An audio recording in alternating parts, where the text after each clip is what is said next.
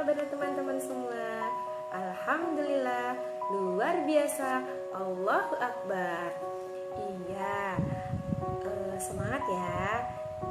Allah Tuhan yang Esa, Allah Maha Pelindung, Allah tidak berbapa, tidak beribu, tidak beranak. Bisa? Ulang lagi ya. Allah Tuhan yang satu, Allah Maha Pelindung, Allah tidak berbapa, tidak beribu, tidak beranak. Siapa anak soleh bilang hore, siapa anak soleh tepuk tangan. Siapa anak soleh, mari kita lakukan. Siapa anak soleh, bilang saya. Iya, semua sudah bilang saya ya. Iya. Halo teman-teman, jumpa lagi bersama Miss Fitri dalam kegiatan Home Based Learning TK Islam Bunga Bangsa hari Rabu tanggal 13 Mei 2020. Teman-teman sudah siap mendengarkan ceritanya Miss Fitri ya? Ya, hari ini Miss Fitri mau cerita tentang Nabi yang dibakar hidup-hidup tapi dia tidak mati. Siapa yang tahu ya? Yuk, siapa yang tahu? Ya, Nabi yang dibakar dan tidak mati itu Nabi Ibrahim. Iya, Nabi Ibrahim. Pinter. Nah, kita akan bercerita tentang Nabi Ibrahim. Ya, mau dengerin ceritanya nggak? Ya. Sebuah negeri ada seorang pembuat patung. Namanya Azar. Siapa namanya Azar? Siapa yo Azar itu ya? Azar itu ayahnya Nabi Ibrahim. Nah, dia hidup di kota Babilonia, di sebuah negeri yang dipimpin oleh seorang raja namanya Raja Namrud. Teman-teman tahu nggak Raja Namrud? Badannya besar, orangnya kasar. Ya, Raja Namrud itu bicaranya sangat kasar. Kalau ada orang yang membantah dan tidak menuruti dengan perintahnya, langsung dipenjara. Nah, aku adalah Raja Namrud. Siapa yang berani kepadaku, akan aku penjara. Raja Namrud tidak percaya kepada Allah. Dia menyembah patung yang dibuat oleh Azar. Setiap hari Azar itu membuat patung banyak sekali. Patungnya dijual dan disembah. Padahal patung itu dibuat oleh manusia dan disembah juga oleh manusia. Ya, Azar itu menjual patungnya ke istana dan Raja Namrud pun itu menyembah patung. Nah, Azar itu ternyata memiliki seorang anak bernama Ibrahim. Ibrahim sangat berbeda dengan ayahnya. Ya, teman-teman tahu tidak? Nah, Ibrahim itu cerdas sehingga dia berpikir dia tidak akan menyembah patung yang dibuat oleh manusia. Ibrahim ingin sekali menghancurkan patung-patung yang ada di dalam istana Raja Namrud. Tapi belum ada kesempatan dan menunggu waktunya yang tepat. Teman-teman, pada satu hari Raja Namrud menyerukan dan mengajak semua penduduk istana dan penduduk Babilonia untuk berburu, khususnya kepada yang laki-laki. Tapi pada saat itu Nabi Ibrahim tidak ikut. Nabi Ibrahim dia beralasan kalau dia lagi sakit. Padahal Nabi Ibrahim berencana akan menghancurkan patung-patung yang ada di istananya Raja Namrud. Ibrahim berkata, wah, kesempatan saya ini untuk menghancurkan patung-patung Raja Namrud. Kemudian diam-diam Nabi Ibrahim masuk ke istana.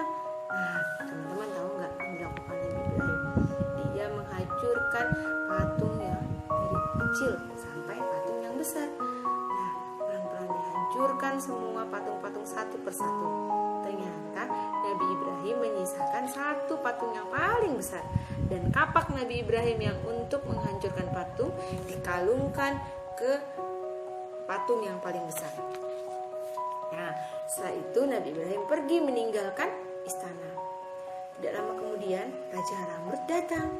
Nah, teman-teman, ketika Raja Namrud datang, Raja Namrud kaget melihat tempat peribadatannya telah hancur dan patung-patungnya hancur. Betapa marahnya Raja Namrud. Dan dia memanggil pengawalnya. "Hei pengawal, siapa yang sudah menghancurkan patung-patung yang ada di sini?" Terus teman-teman, Raja Namrud marah sekali dan berkata, "Siapa yang menghancurkan patung-patung ini?" Nah, pengawal, "Siapa? Cari laki-laki di Babilonia ini yang tidak ikut berburu." Pengawal menjawab, "Ibrahim, wahai raja, panggil Ibrahim sekarang juga." Kemudian dipanggil Ibrahim ke istana. Datanglah Nabi Ibrahim ke istana. Kita dipanggil, Nabi Ibrahim ditanya, "Wahai Ibrahim, benarkah kau yang menghancurkan patung-patung?" Bukannya yang menghancurkan patung-patung itu adalah patung yang paling besar. Coba lihat di leher patung yang besar, ada kapak di lehernya. Nah, mungkin dia yang menghancurkan patung-patung yang kecil-kecil yang lainnya. Raja Namrud malah marah. "Hei Ibrahim, itu patung kan tidak bergerak, tidak bisa berjalan. Kenapa dia bisa menghancurkan patung-patung yang lainnya?" Nah, Ibrahim menjawab, "Tuh kan, raja tahu kalau patung-patung itu tidak bisa bergerak. Kenapa masih disembah? Kenapa masih dianggap Tuhan?" Raja Namrud semakin marah, bahkan menyuruh pengawal untuk menangkap Nabi Ibrahim, apapun alasannya. Raja Namrud berkata kepada pengawalnya, "Siapkan kayu bakar yang banyak dan kumpulkan di lapangan Babilonia." Dibakarlah Nabi Ibrahim.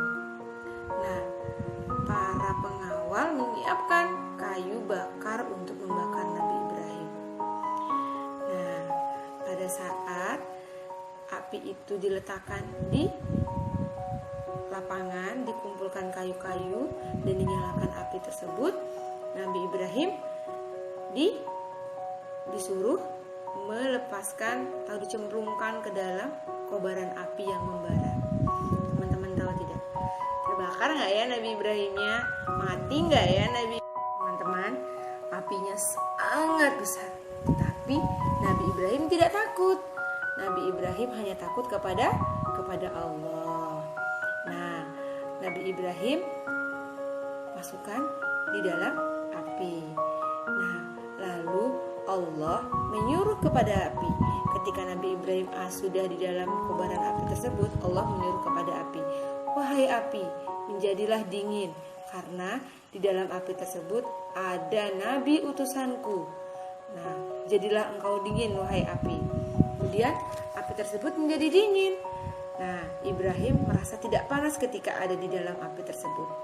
Orang-orang yang ada di sekelilingnya melihat pada kasihan dan sedih. Ibrahim diselamatkan oleh Allah. Sesungguhnya Allah yang maha penyelamatkan. Nah, sebagian penduduk Babilonia banyak yang masuk Islam mengikuti ajaran yang dibawa oleh Nabi Ibrahim. Jadi teman-teman, ada sebagian yang mengikuti Nabi Ibrahim, ajaran Nabi Ibrahim, ada juga sebagian yang tetap mengikuti atau menyembah berhala. Nah teman-teman, ada 3 pelajaran atau hikmah yang bisa diambil dari kisah Nabi Ibrahim. Yang pertama, kalau kita berlindung dan meminta pertolongan hanya kepada Allah. Yang kedua, teman-teman, kita menyembah hanya kepada Allah. Yang ketiga, kita senantiasa taat kepada orang tua. Meskipun ayahnya Nabi Ibrahim tidak percaya kepada Allah, Nabi Ibrahim sangat taat dan patuh kepada ayahnya. Oke, sekian dan cerita dari Miss Fitri tentang Nabi Ibrahim. Semoga bermanfaat untuk teman-teman semua. warahmatullahi wabarakatuh.